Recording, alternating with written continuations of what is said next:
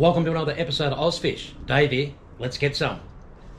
Bass boat's been washed down, pushed up and tucked in under the carport, batteries on the charge, all my fishing gear's been washed down from a mission last night.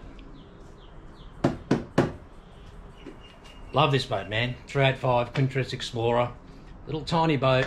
I've had this boat since about 2004 and man, have I caught some fish out of this boat. I've taken this boat everywhere. It's been on some epic missions with me. She's bass fished, she's been in the oceans, she's been in the rivers, she's been in Lake Macquarie, been out of Port Stephens outside, but always brought me home. Yeah, only a little boat, but yeah, love this boat. So as a fisherman, one of the things that I love to do is take your mates out and get them onto some really good fish, or get them onto a fish that they actually haven't caught before. It doesn't matter whether it's a jewfish, a snapper, a bass, a big flathead, or a big bream, or even a new technique. Yeah, it's a really cool thing to do. So I just want to tell you a little story about a friend of mine, Brandon, who's an American guy, comes from the United States, and been out in Australia for about 2 years. And he's a really keen fisherman, teaching himself how to fish in Australian conditions, and he's been going really well. I've been talking to Brandon, and he told me that for about 7 months, he'd been fishing shore-based and he'd been trying to catch a jewfish or a mulloway without success. So what I did was I invited Brandon out of my boat, and I said, yeah, no worries, mate, we'll go out in the bass boat and we'll see if we can sting you a jewfish. So Brandon and I went out, and funny thing with Brandon, he'd never been in the ocean before. So we went out catching some live bait, and it was fairly windy that day, pretty sloppy at sea, and Brandon got really badly seasick. But he managed to catch some live bait before he got sick, and even soldiered on there after he was sick and still managed a few live boats. So yeah, it was really cool. I was really proud of him. Anyway, we went into the river and we got lucky, and we stung a jewfish that session. Nice fish for Brandon, about 1 metre. So yeah, he was really stoked, and I was stoked that he actually was able to, experience that and catch his first jewfish. So you'll see that in the video, and yeah, it was really cool. He was so stoked with that session that a few days later, Brandon and I went out again. He took some seasick tablets and a couple of bands that you put on your wrist, and we went out, and he did really well in the ocean. He didn't get seasick, and we caught a heap of live bait, and we actually came back down into the river there, and we got really lucky that session as well. So Brandon and I managed to catch 2 fish that session. We got one fish at 80 centimetres and one fish at 90 centimetres. So Brandon was stoked. So he's caught 2 jewfish now in 2 really quick sessions. So yeah, that's one of the great joys as a fisherman, just getting your mates onto a really cool fish, their first fish. He'd struggled for a long time, but got a little bit lucky there too. 3 fish and 2 trips with him. Jewfishing's not always easy, and you don't always catch jewfish. But yeah, got lucky on those two trips and stung 3 fish in 2 trips. So yeah, that was awesome. And another thing that I love to do when I'm fishing for jewfish is that I'm not actually targeting those fish to kill.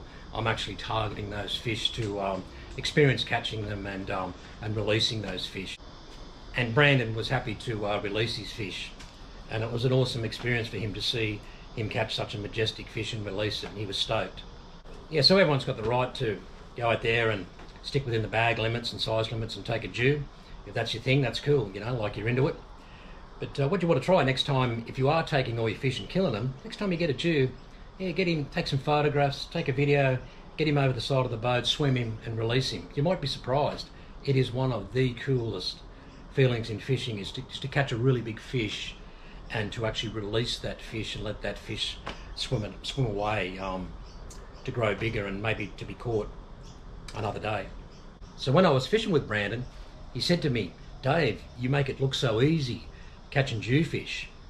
And I just basically explained to Brandon is that all you need to simply do to be successful on jewfish and catch them is really just to put the time in. You won't catch them sitting on the lounge. So you need to be persistent in relation to your jewfishing, and as much time as you've got in a busy world, put as much time in as you can targeting those fish. That's the number 1 rule. And the other things is is that it's all about location. You need to be in a location where the dew are either coming to actively feed, or that's their migration line, where they're travelling up and down the river, either changing spots or coming into those areas to actively feed. Number two is correct rigging. You've got to be able to rig effectively, use enough weight to hold the bottom, and yeah, you know, if you've got the correct rigs, you know, that massively increases your chances of catching a dew. And number three is good fresh bait. So that's they're the three secrets to catching jewfish: location, correct rigging, and fresh bait. Personally, what I do as a dew fisherman is I predominantly just use yellowtail. And what I do is with the yellowtail is I just use them all live. I don't butterfly my yellowtail, I just use them live, and I just bridle rig those yellowtail, and that's what works for me. Anyway, get out there and get on it.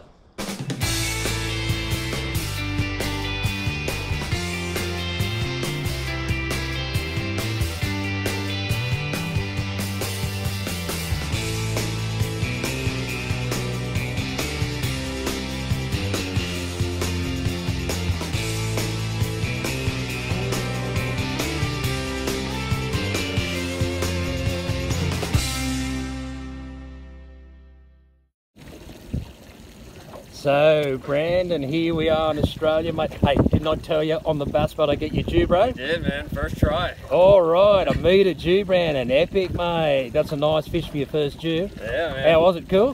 Felt good? Yeah, it feels awesome. It's heavy. Yeah, man. That's an epic fish, mate. That's an awesome first fish. So, what we do on the bass boat with dew, man, we just let him go and release him. So, all right. Let's get it, man. Look how purple they are. Is that purple on their back? Yeah. Look at that. Especially with the light. Look at the purple. See his lateral line? Yep. Incredible, isn't it? That's what he's hunting with, mate.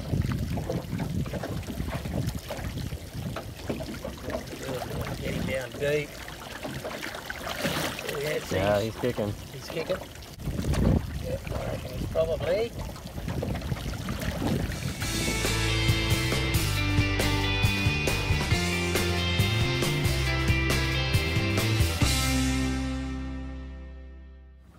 What do you got there, Brandon?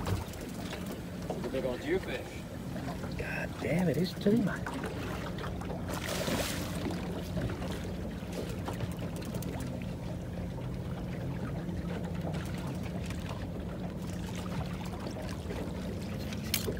Just pull him, ease him towards me, mate. Yeah. Grab that, grab that. I got it. Grab that. Keep that going. Yeah, mate. Two dew, Brandon. This one's a bit bigger than the last one, mate.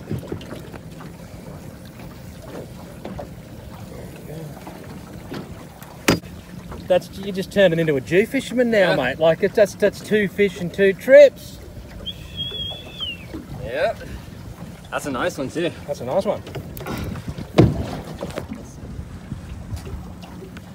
Yeah, Brandon, that's a nice fish, mate. I reckon that the last one we got was 80.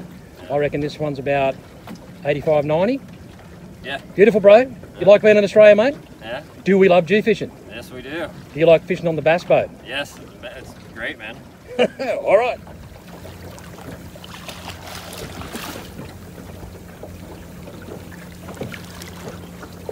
Epic looking fish, aren't they? Mm-hmm. It always amazes me, the purple in them. Like, look at the purple from the tip of his nose up around his head and shoulders. He's ready to go, mate. Okay, you want to go?